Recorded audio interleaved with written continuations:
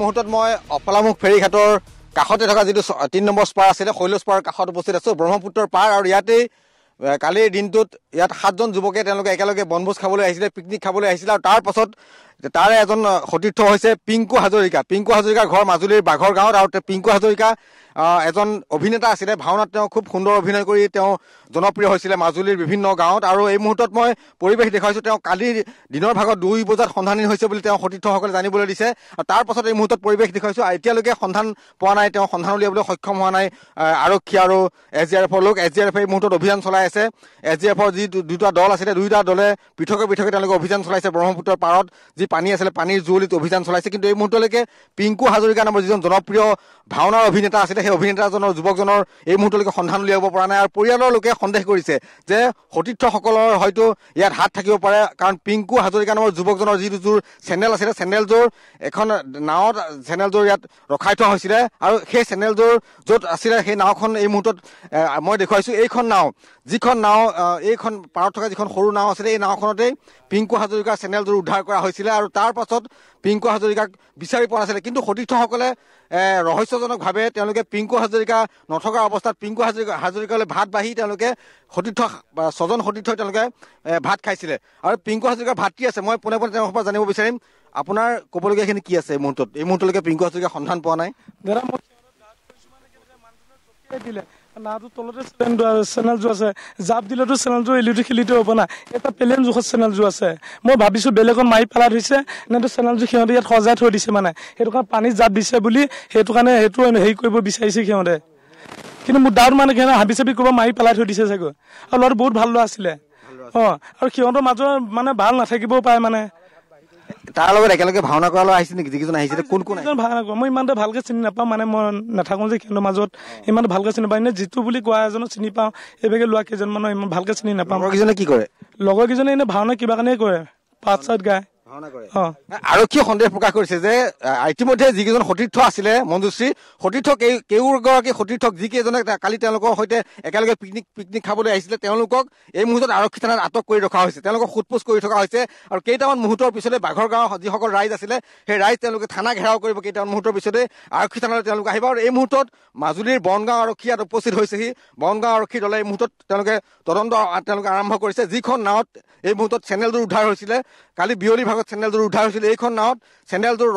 থকা নাওখনত এই মুহূৰ্তত তেওঁলোক আৰক্ষী আহি ইয়াত উপস্থিত হৈছে আৰু আৰক্ষীয়েও সন্দেহ প্ৰকাশ কৰিছে যে যুৱকজন কেনেকৈ পানীত পৰিব বা কেনেকৈ পানীত যুৱকজনে জঁপিয়াব যদি যুৱকজন নিজে পানীত পৰিছে তেন্তে চেনেলযোৰ নিশ্চিতভাৱে চেনেলযোৰ চেৰেলি বেদেলি হৈ থাকিব আৰু এই মুহূৰ্তত মই পৰিৱেশ দেখুৱাইছোঁ এইজন আৰক্ষী কালি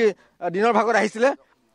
আৰক্ষী কেইবাজনো জোৱান আহিছিলে আৰক্ষী জোৱান আৰু আৰক্ষীৰ জোৱান কেইজনে দিনৰ ভাগত আহি এইখন নাৱতে কেৱল চেনেলযোৰ প্ৰত্যক্ষ কৰিছিল আৰু তাৰ পাছত এই মুহূৰ্তত কিন্তু SDRFে পুৱাৰে পৰা অভিযান চলাইছিলে কালি বিয়লি ভাগতো SDRFে অভিযান চলাইছিল আৰু SDRF এই মুহূৰ্তত ব্ৰহ্মপুত্ৰত যথেষ্ট পানী গভীৰ যথেষ্ট দ পানী আছে ব্ৰহ্মপুত্ৰত গতিকে এই মুহূৰ্তলৈকে আৰক্ষী আৰু SDRFে এই মুহূৰ্তলৈকে তদন্ত তেওঁলোকে অব্যাহত ৰাখিছে যদিও কিন্তু এই মুহূৰ্তলৈকে কোনো সুংসূত্ৰ উলিয়াবলৈ সক্ষম হোৱা নাই কালি আপুনি আহিছিলে ইয়ালৈ আহিছিলোঁ কি দেখিছিলে আপুনি আহি পেলাই আমি অকল চেণ্ডেলযোৰ পালোঁ আহি চেণ্ডেলযোৰ পাইছোঁ তো আমি তদন্ত কৰি আছোঁ আৰু যিজন 6জন আছিলে থানাত আছে বৰ্তমান 6জন থানাত আছে মুঠতে 7জন আছিলে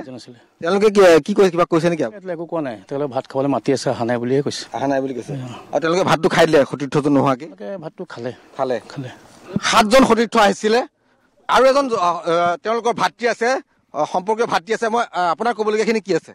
মই কালি গড়মূৰ গৈছিলোঁ তাৰপিছত সিহঁতৰ লগত থকা যিটো জ্যোতি মাইনা বুলি কয় ল'ৰা এটা আছিলে আমি একেলগে ভাওনা কৰি থাকোঁ সি মোক ফোন কৰিছে 3টা 43ত তিনিটা 43ত ফোন দুবাৰ কৰিলে মই বাইক চলাই থাকিলোঁ কাৰণে ফোনটো ৰিচিভ কৰিব নোৱাৰিলোঁ তাৰপিছত আপোনাৰ আহি ঘৰত পালোহি মই ঘৰত পাই মই ফোনটো তাক কল বেক কৰিলোঁ সি ফোন ৰিচিভ নকৰিলে আকৌ সি মোক কল বেক কৰিলে মোৰ ল'ৰাটোৱে ৰিচিভ কৰিলে মোৰ ল'ৰাটোৱে ৰিচিভ কৰা মই ফোনটো ল'লোঁ ফোনটো কৰিলোঁ তাৰপিছত সি মোক কৈছে পবিত্ৰ এটা ডাঙৰ কথা হ'ল মোৰ কি কৰোঁ কোৱাচোন বোলে তোমালোকৰ ভাইটি পিংকু আমাৰ লগতে খানা খাবলৈ আহিছিলে 11:30 12 বজাত সি আমি একেলগে নাচি আছোঁ আপোনাৰ ফোনটো সি আহিলে সি অকণমান ছাইডলৈ গ'ল তাৰপিছত ছাইডলৈ গৈ অহা নাই তাৰপিছত আমি বিচাৰ কোচা দুবাৰ ফোন কৰিলোঁ ৰিং কৰিছে তাৰপিছত ফোনটো সি ছুইচ অফ কৰি দিলে তাৰপিছত আমি বিচাৰ কোচা কৰিলোঁ নাপালোঁ কিন্তু চেনেলযোৰ আমি নাওখনত পালোঁ বুলি ক'লে মোৰো তেতিয়ালৈকে আৰু ইহঁতৰ লগত আজি 8 বছৰ সিহঁতৰ লগত একেলগে আছোঁ আৰু মই ভবা নাই নিগেটিভটো মই কেতিয়া ভবা নাই সিহঁতি যে কিবা এটা কৰিছে বুলি তাৰপিছত মই ক'লো ঠিক আছে তোমালোকে ধৈৰ্য ধৰাচোন আমিও আমাৰ ঘৰৰ মানুহ গৈ আছে আপোনালোকে তুমি একো তোমালোকে চিন্তা নকৰিবা আমি গৈ আছোঁ সেই বুলি ক'লোঁ তাৰপিছত মোক সেই বুলি কৈ আহিলোঁ আহি পেলাই তাৰপিছত আকৌ বেলেগ এজন ল'ৰালে মই পাছৰ ৰাতিতে গম পাইছোঁ এই কাকৰি কটা ল'ৰা সি আমাৰ ভাইটিয়ে দাদা পাতি থৈছে তাক ফোন কৰিছে 2:30 বজাত